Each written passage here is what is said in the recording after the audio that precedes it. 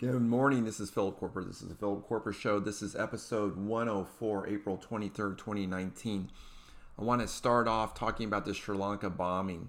This is just a horrendous Easter bombing of Christians, mainly Catholics, in Sri Lanka. 7 coordinated suicide bombers. Incredible destruction with these bombs. One of these guys had a bomb on his back. He was waiting in line at this hotel buffet. It was in the morning, 8:30, families around, kids around, many tourists, international manager at the Sri Lankan hotel. His guy's name was Mohammed Azam Mohammed. And so it was 8:30 and it was really busy. There were families all around. He came up to the top of the queue and set off the blast. One of our managers who was welcoming guests was among those killed instantly. The bomber also died. Parts of his body were found intact by police and taken away. You know, this is a radical Islamic terrorist attack because you have suicide bombers. Christians or other people usually will not just blow themselves up. It's pretty rare.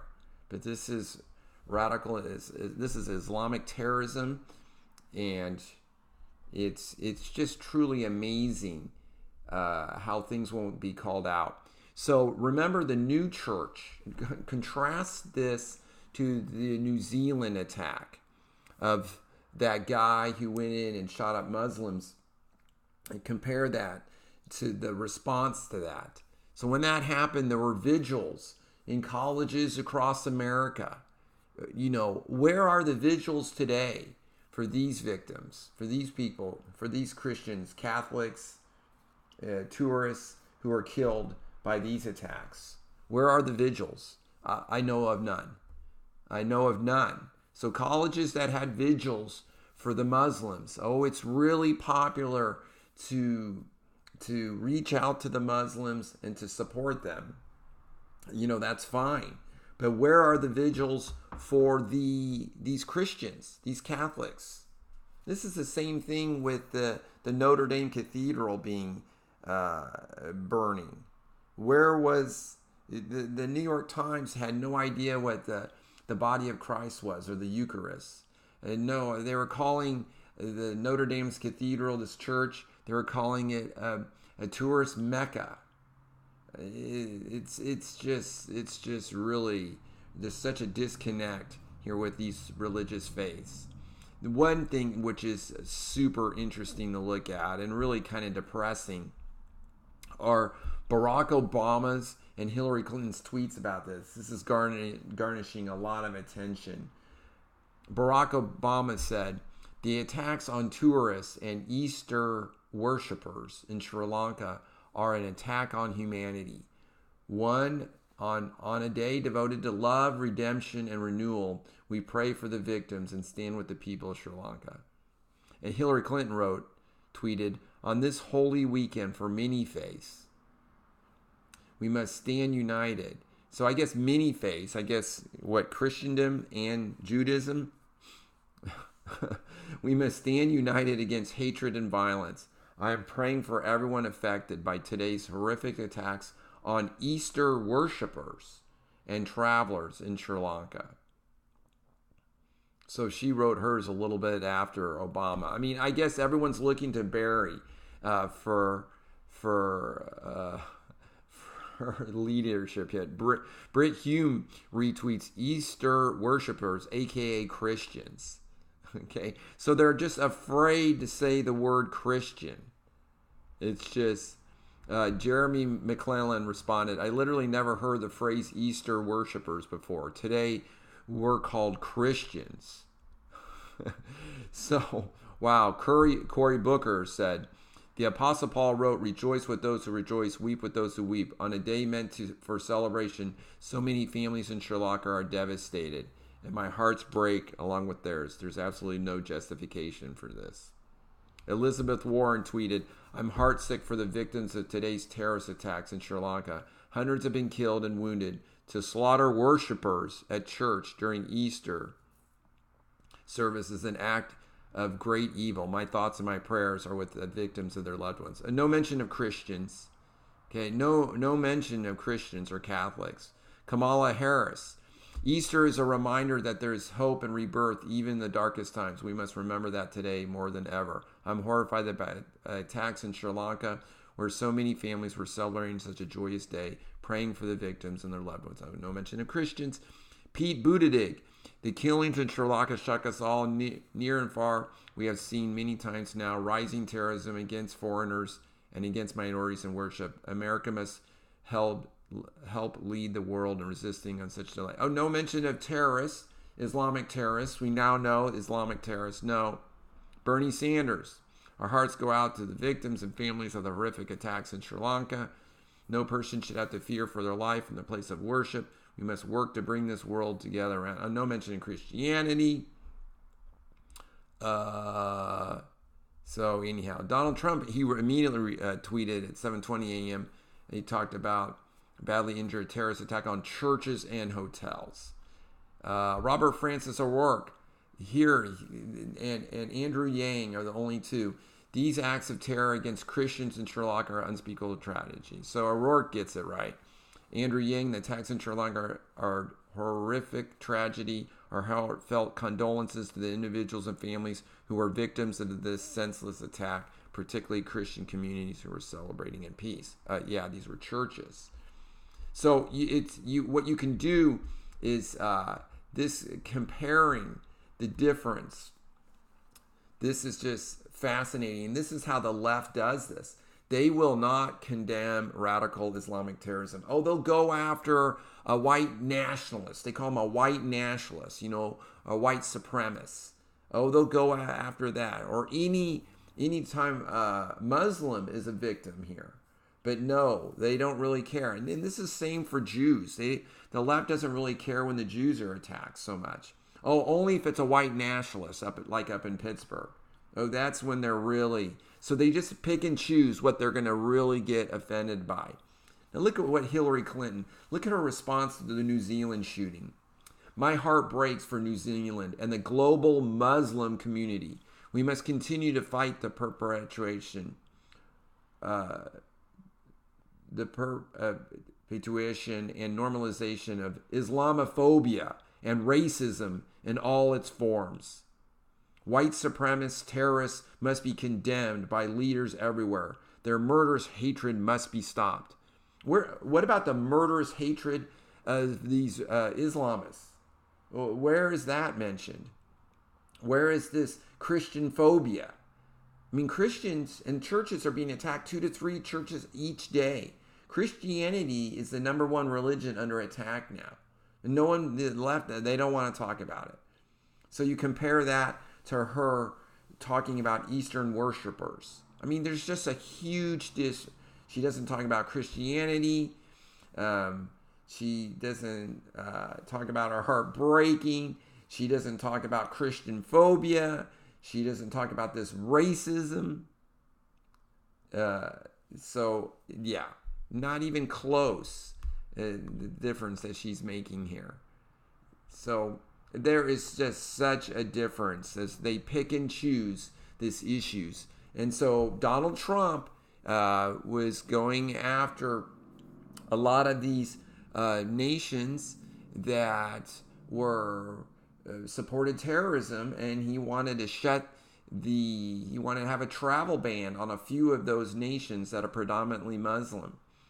Oh, and there was such outrage and mocked outrage. And so now, of course, the left, they have to be pro-Muslim, just big time. Yeah, Muslim or Islam nations can do no wrong now because Donald Trump was trying to prevent them from coming to the United States. So they always have to be on the opposite side of Donald Trump. And so if he is against all of these Muslims coming to the United States, then they are going to oppose that. Sure enough. So meanwhile, getting back, it looks like the Democrats really aren't going to impeach Donald Trump after all. They're not going to try to run this through the House. Of course, this would die in the Senate. There would never be a conviction in the Senate. There are no high crimes and misdemeanors here, but they've been just, squawking about impeachment, even Maxine Waters. Well, Fox News, supposedly there was this big conference call, spirited 87-minute call involving more than 170 Democrat members, including Adam Schiff, Pencilneck, and Elijah Cummings. And Pelosi said, we have to save our democracy. This isn't about Democrats or Republicans, about saving our democracy. If it is what we need to do to honor our responsibility to the Constitution, if that's the place the facts takes us, that's the place where we have to go. Pelosi asserted that more investigations were needed. We don't have to go to articles of impeachment to obtain the facts. The president, there's always more investigations needed. Does this sound familiar? Remember the Brett Kavanaugh hearings? Oh, the Democrats trying to keep delaying. We need the FBI to investigate and come to a conclusion.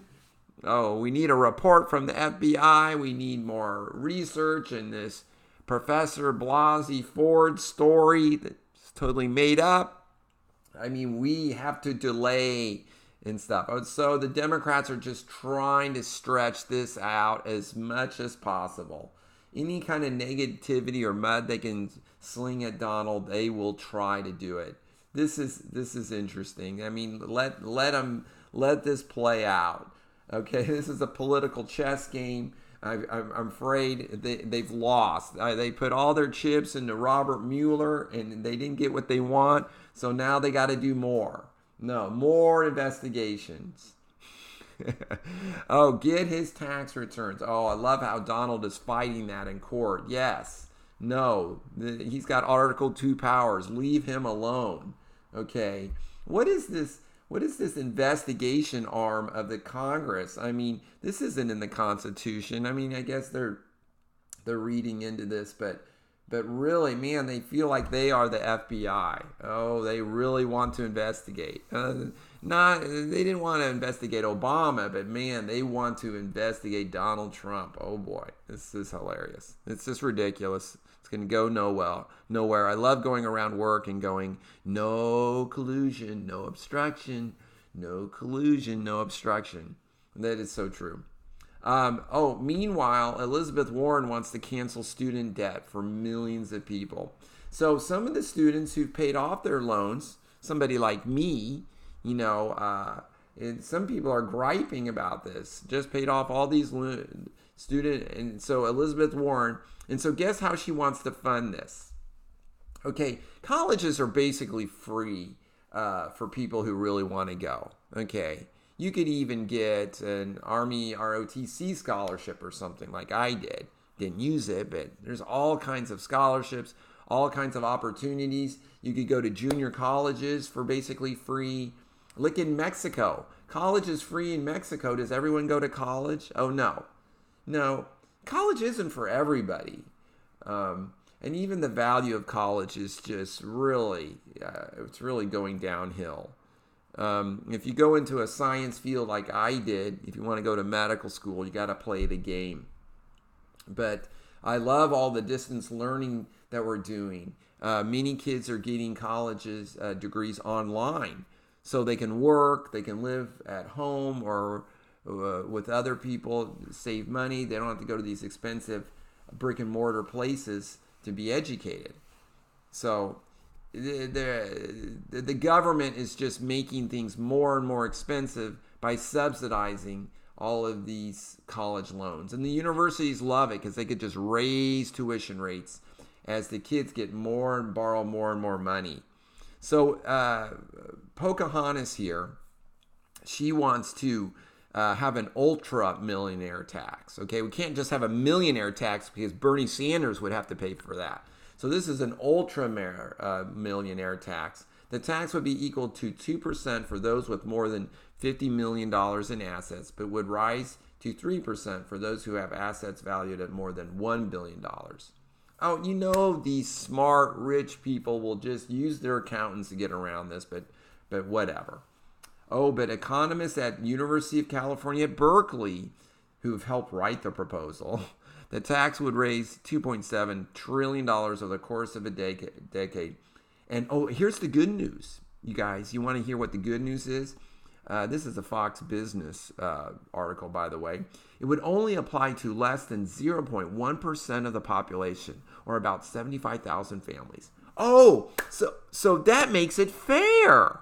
Oh, so as long as you're not one of those 75,000 families, that makes it fair. This picking and choosing winners and picking on the rich is so counterproductive. Oh, counterproductive. I was listening to a Fox News podcast this morning on my run, and they were talking about how illegal aliens come in, and they were talking about how they don't pay really any in taxes, and they get a lot of social benefits, but that the bottom 50% of Americans, income earners, don't pay any income taxes. So that's part of our problem. So speaking of part of our problems, Ilhan Omar, she's coming up in the news again. And there's a tweet from last year, 2017 actually. And this was Senator Al Franken. Remember him? The great senator from Minnesota who had to resign in disgrace. He was talking about the devastating news that the terrorist attacks in Somalia had now claimed the lives of at least 230 people. So this is back in October of 2017. The worst attack in the country's history. And then this Joshua guy retweets that and says, well, actually the worst terrorist attack in Somali history was the Battle of Mogadishu, Black Hawk Down, 19 U.S. Armed Forces dead and 73 wounded. But then Ilhan Omar wants to jump in there. And she says, in his selective memory, he forgets to also mention that thousands of Somalis killed by the American forces that day. Okay. So, and so people are kind of gone after her.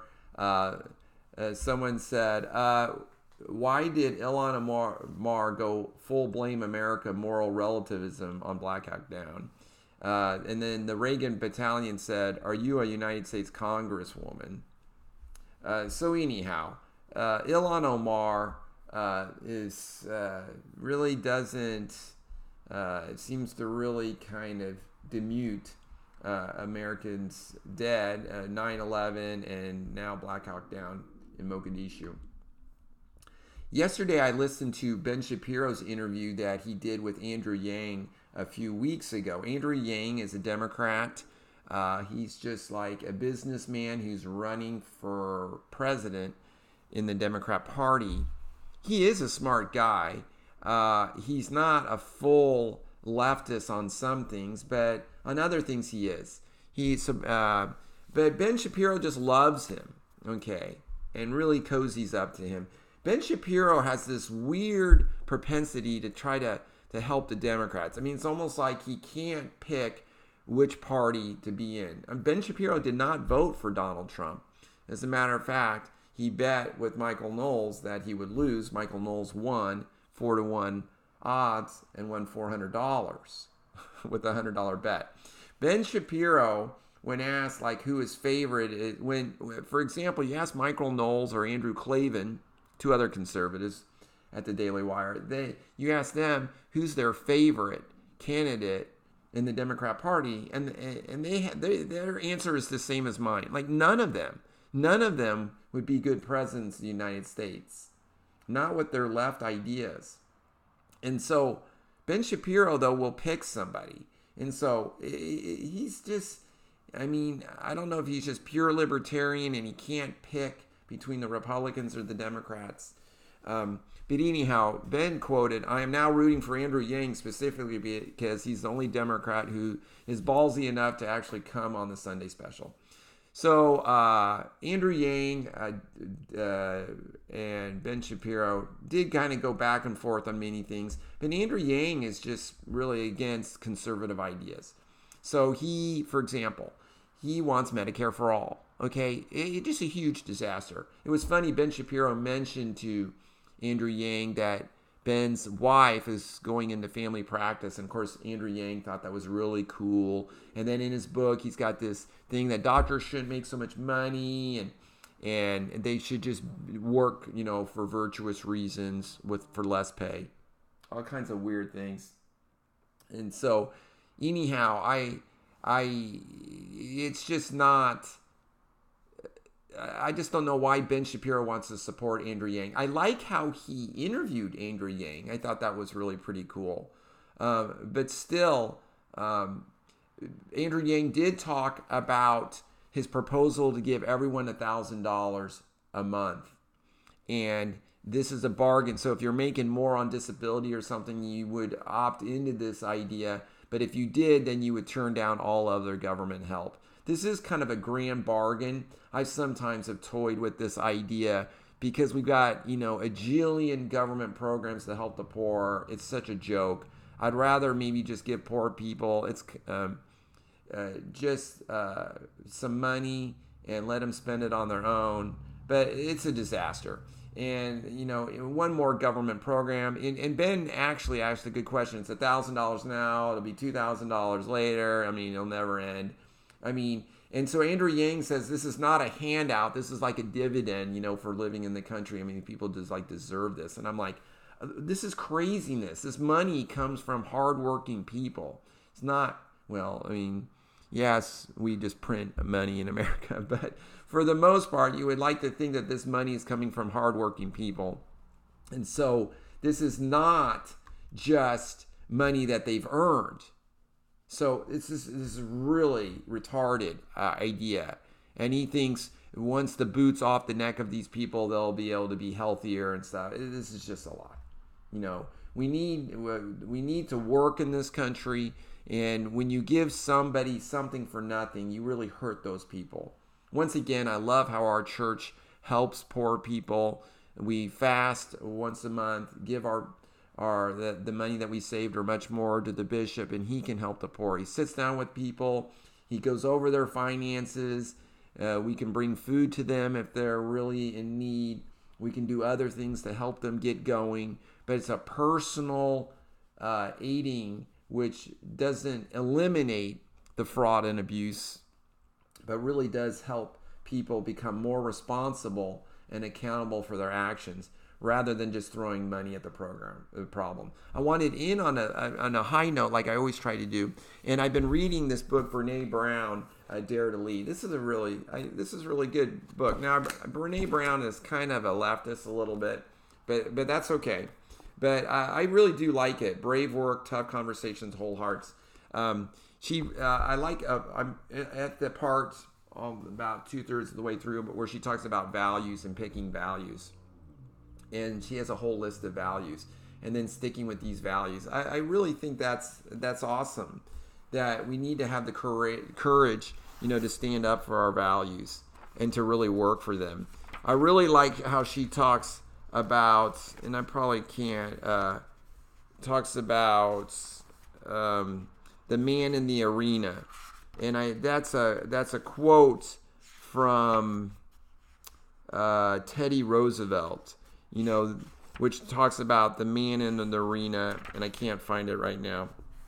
But it's really the man in the arena who really does the heavy lifting. And I like how she uses that as an illustration of our lives and the tough things that we're really going through, that we should be, we should have courage, we should be brave.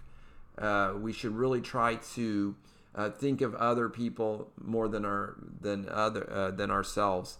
Really, Christianity, or my faith in God and Jesus Christ, is really what kind of helps power me through those tough things, and really just being focused on other people rather than being so selfish and thinking about myself.